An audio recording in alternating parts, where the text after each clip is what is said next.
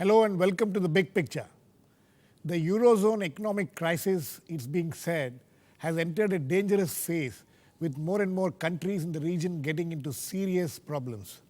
Spain is the latest country after Greece, Ireland and Portugal, which has received a huge bailout package of 100 billion euros, which works out to rupees 6.9 lakh crores. With European Union being one of the major trading partners for India, experts are warning that the economic crisis there is likely to hit India sooner than later. The impact on the Indian economy and its exports and imports is likely to be witnessed soon. Rather, it is already being felt with flight of US dollars from emerging markets like India to destinations like the US, resulting in the depreciation of the rupee. Fears are being expressed that if any of the countries facing the crisis, like Greece, exits the Eurozone, the impact on the rupee will be more serious. Is the Indian government as well as our industry and the service sector prepared to face the fallout of what's happening in the Eurozone? What are the alternative protective measures necessary to face the looming crisis as far as India is concerned? We will discuss all this today while looking at how the Eurozone crisis will have an impact on India. To discuss this, I have with me today Gulshan Sachdeva, Associate Professor at the Center for European Studies at the Jawaharlal Nehru University, Amitabh Mukhopadyay, former Deputy CAG, Paranjoy Guha Thakurta, an economic analyst and a leading columnist, and Dr.S.P.Sharma, Chief Economist at the PhD Chamber of Commerce and Industry. Welcome to all of you. Let me first go to Mr. Sachdeva. It's said that the euro crisis, let's come to Spain. Spain has happened in the, is the latest to get a bailout package, but they say that Spain's bailout package is not comparable to what was done with Greece, Ireland and Portugal. This is just a banking assistance. Is this the way you also look at it? No, I think basically this is also some kind of bailout, which they don't want to say that this is a bailout. As you said, the situation is quite serious. And there is a serious possibility of a breakup of the Eurozone. Right. It may happen soon, it may happen later, but there is a serious possibility. And as it was said by our chief economic advisor, it was quite bold on his part to say that, if that happens… Kaushik Basu. If that happens, obviously we have a serious implications for our industry because Europe is one of our major trading partner, major investor, as well as Europe has also been for the last couple of years a major destination for our investments. Right. And this is also one of the major source of technical and financial collaborations for all our companies. So obviously if something happens in Europe of that serious nature, this will have implications direct on us, indirect, because this will also have implications for US, for China, for anybody else. Absolutely. Since they are also our important trading partners, so this is obviously going to have… And EU and China and US and all are major, their trade is much more than India has with the European Union. Yes, and they'll be actually affected much more than us. And since they are also our trading partners, so that effect would also indirectly on us. So this is really a very, very serious matter for us. And I think it's still quite bold, I would say, on part of the government to even say openly, because normally they don't say that, but it means that they are thinking quite seriously about this. Yes. Amitabh, what are the kind of measures which India will have to take? First, what will be the impact of this on India? Where does it impact most? See, I think it very clearly impacts in two different ways. One is the monetary route, in which the lack of confidence in the euro drives people towards the dollar, and therefore the euro devalues, and we have a bigger problem with the rupee falling, right, which is linked to the dollar. The second is in terms of trade. We have to sell to the European zone, the European countries, right, and that trade has been hit. That trade has already been yes, fairly badly hit already, and these are the two routes through which there is an impact on India. okay, Apart from the fact that a lot of this money which the IMF is pledging to a country after country and giving them this kind of bailouts this is going to leave them very little for the next one. And the and next therefore- and the next country is also waiting. Yeah, There are they other say countries in Italy, the European Union. Italy is waiting. Yes. So this is a serious problem for the Indian scenario. I mean, in Indian economy, where India itself is in a bind. Right. Paranjoy. If I can add to what has been already said, Yes. the reason why in 2008, when Wall Street melted down, India was spared Right. the worst ravages of the Great Recession, was because in the 4 years prior to that, India's gross domestic product had grown by close to 9%. Right. Deficits were at a reasonably low level, and barring 1 or 2 years, inflation also hadn't gone up to the extent that it had. We are today in a far more vulnerable situation. Your deficits have gone up, your inflation rate has gone up, your rupee has devalued, industrial production has come down, and your rate of growth of GDP has slowed down. So today India is far more vulnerable. Second point, you see, the impact is not only on the currency. What is happening in Europe is essentially what you see is the double dip recession. Right. The first dip took place in 2008 and now the second dip. That first dip took place in the US economy. This dip is now happening in Europe and the Eurozone. Right. Now what is the straight impact? As has been pointed out by Amitabh before, your export market have shrunk, in some cases disappeared altogether. Like, which are the cases? Textiles, Textiles. handicrafts, Right. brass, a whole lot of brass products. So these are labor-intensive, export-oriented industries, Absolutely. and we are already seeing its impact on India. We are seeing the textile units, textile mills, actually throwing out people out of their jobs. Absolutely. So there has been an impact already of what is happening. To say, even gems and jewelry is another sector which has been directly impacted. Right. Now, there's one other impact which is happening, which is the indirect impact. And that is when the Eurozone crisis is happening, because after all, it's a deep crisis, it's a sovereign debt crisis. Whether or not Greece remains a part of the Eurozone or not, only time alone will tell. But the recession is not going to disappear in a hurry, even if you assume Greece remains in the Eurozone and doesn't revert to the drachma. So that recession is going to last for quite some time to come. That's had its impact on India's largest trading partner, that includes China. Right. For the first time in decades, the government of China has actually reduced its projection of GDP growth from 8% to 7.5%. So despite... So it's not just in India that we are having this Precisely. problems. So you're facing a very, very hostile kind of external environment and a very, very volatile environment. If at all I see one very, very thin, small silver lining, is that on account of the double dip recession, the prices of oil may not go up. So the prices of oil may come down, and that might help the Indian economy, because 80% of our total requirements of crude oil. But I do not expect oil to come down from dramatically like it did in 2008, from almost $150 a barrel, about $147 a barrel, to about $80 or $90 a barrel. That kind of steep decline is unlikely to happen. Okay. Dr. Sharma, how does the industry look at this? Because as Paranjoy was pointing out, in various sectors already the impact is already there. Do you agree that the impact is already there? Yes. Which are the major sectors where the impact is there, and how are they dealing with this? The industry. Basically, Eurozone crisis is a serious problem for the industry, and this problem may not be for weeks or months or quarters. This problem may linger for years. Because these economies are caught up in the quagmire of high fiscal deficit, high debt GDP ratios, and sluggish output growth. And impact on Indian economy, impact on industry. Basically, industry is impacted by the high inflation and high interest rate in India. There is no visible impact of global economic slowdown on Indian economy As of now. As of now.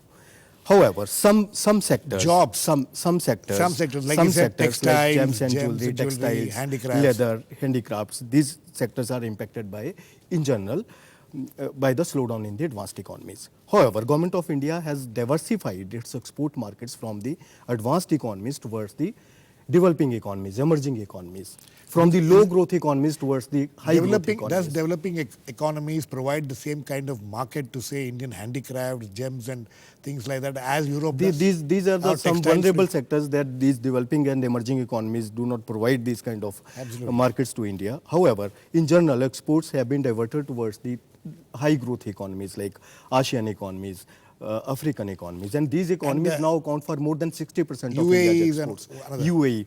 And amongst the top 5 partners, top 5 export destinations, there is no European country.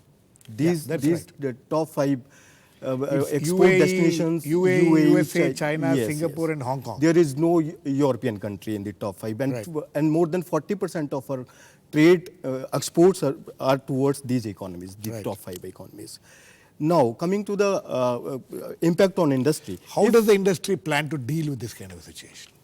Industry, first and foremost problem for the industry is high interest rate. If interest rate is low in India, then impact can be minimized, because low interest rate will attract the investment from the foreign markets, and that investment will boost the financial markets in India, will boost the stock market, and rupee scenario will also be rationalized.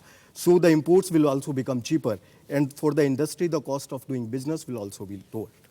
Okay. So first and foremost and most significant thing for the industry is low interest. Low interest rates. Yes. Low interest rates, then again the government has to come into the picture. Already there is criticism of the RBI that they are not, the way they are dealing with this situation is not right. Again, can the RBI bring down the interest rates? Paranjoy? It's a difficult question. Next week we'll know.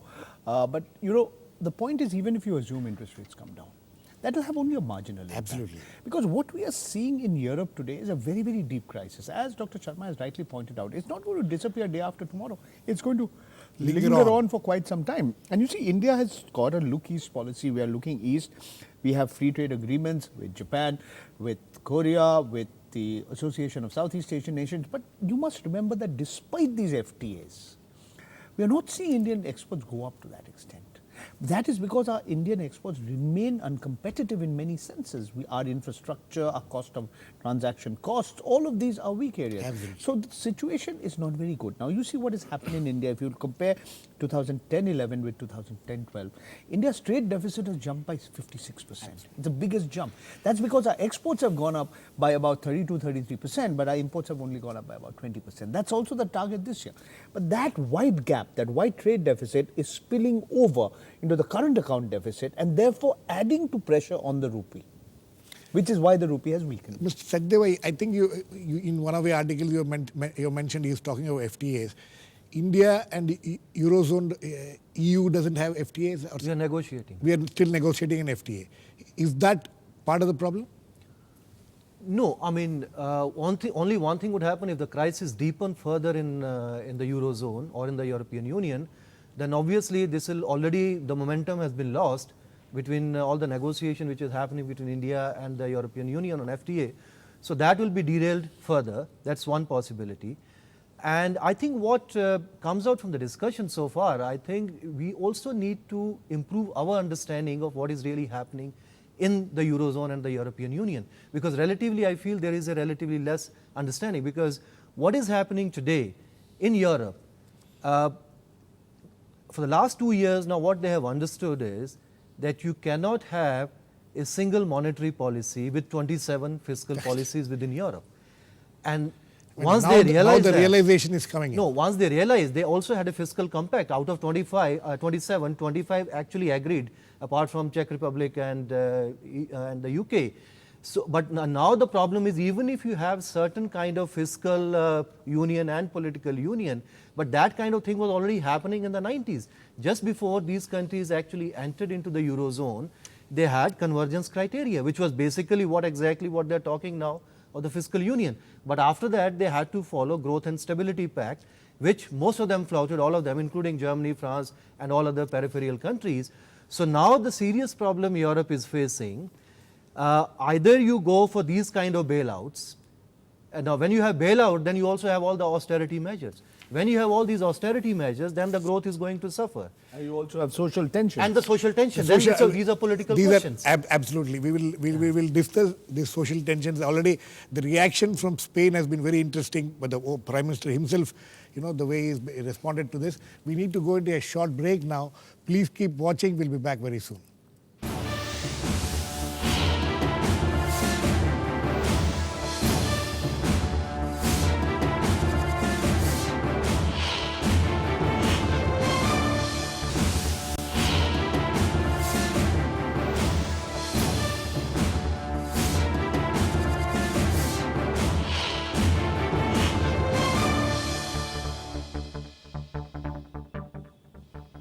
Welcome back. We are discussing the Eurozone crisis and seeing what impact it will have on India. Amitabh, coming to you. Now, he was talking about social tensions and things like that. That is obviously, already you can see that in Spain, the reactions has been partly relief and partly a certain amount of anger that, they've got into this kind of a crisis. And see, this, apart from the social aspect of it, as far as the relations are concerned between the different countries of in the European Union, how is it going to affect? You see, he made a very interesting and important point, I think, that the Eurozone is trying to, the European Union is trying to have one monetary policy and 27 different fiscal policies. Now, that's a very important thing to understand. And underlying that is the criticism made by some of the left intellectuals in Europe, especially Jürgen Habermas, who has said, he's published a book on this, that the problem with the European project is that it has been hijacked by the elite without creating any kind of civic solidarities between the different people in the different nations. Yes. Now, that is going to cost them a lot in terms of trying to get fiscal discipline, because fiscal discipline is about people wanting to make sacrifices for others rather than just for themselves. And this issue of how much taxes they will bear to pay out these bailouts and things is the other thing. You must also accept the fact that what we are witnessing in these crises, whether in the US or in Europe today and earlier in Asian economies, the market problems have been foisted on to the national budgets. Now, when that happens, then you need to have a kind of political solidarity, a political will to bear those burdens by getting people together and behind you. And in Europe, now what we have been witnessing is different kinds of governments are getting. Now, what's going to happen in Spain, in Greece? There are going to be elections in Greece very soon, and I think 17th. And then what kind of government will come? And there are doubts being expressed whether the new government will accept the bailout package which has been given to Greece. All these complications, it can lead to terrible chaos in that region. One other point I wanted to mention is that while we are discussing the Eurozone crisis, it's important to remember that it's also an international currency. Yes. The turbulence that creates, you see, the rupee in trouble is not trouble in the world necessarily. Right. But the euro in trouble is certainly a much greater problem for all. Okay, for the Paranjoy, international coming to what kind of steps does India need to take to protect itself to some extent, at least, if not completely, from this looming crisis, one after the other. Now, one is obviously you have to be prepared for the worst. Right. As the Chief Economic Advisor, Dr. Kaushik Basu, has already said. But, I just want to step back a little. What we are seeing, and this is interesting because it has interesting parallels for India as well.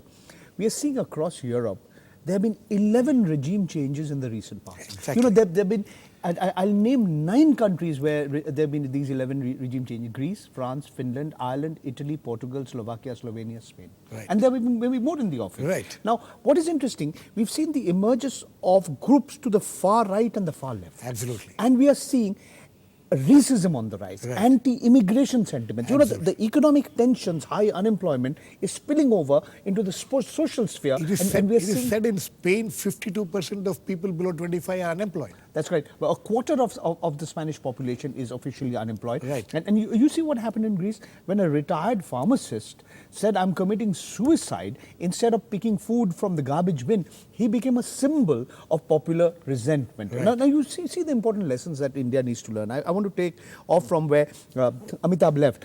You want to impose an economic union when there's lack of political unity.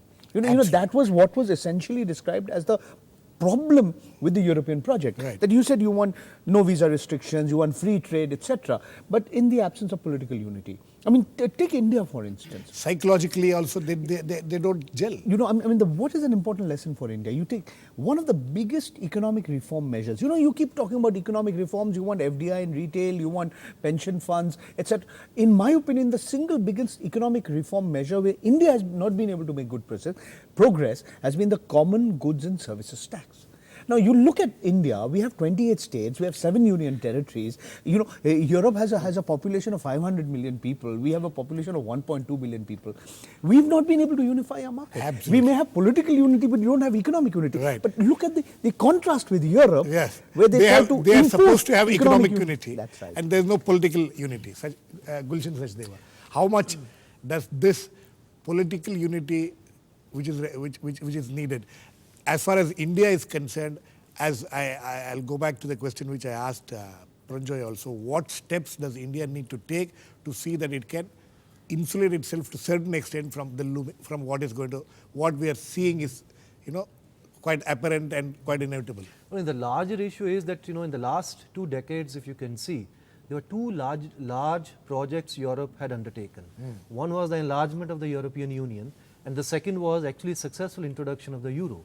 So now, with this kind of problem, the Europe for the next few years, whether, you know, few countries, you know, come out from the Eurozone or they don't come, will be busy in solving its own economic problems.